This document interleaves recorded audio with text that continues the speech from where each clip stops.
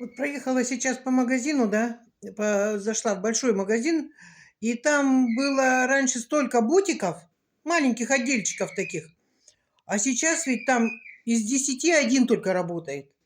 Представляете? И люди, вот это же малое предпринимательство, все абсолютно уже позакрылись. И это только в одном, вот я была в магазине, а их вообще сколько? А куда продавцы должны пойти?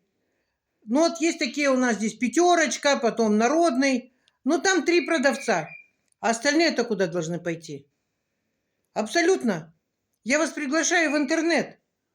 Ведь заработок на постоянной основе. Работать с телефоном в руках. В любое время, в любом месте. Зайдите, ознакомьтесь и зарабатывайте. Не ждите ни от кого, никто не поможет, если вы сами себе не поможете. Ссылка на Телеграм у меня в шапке моего профиля.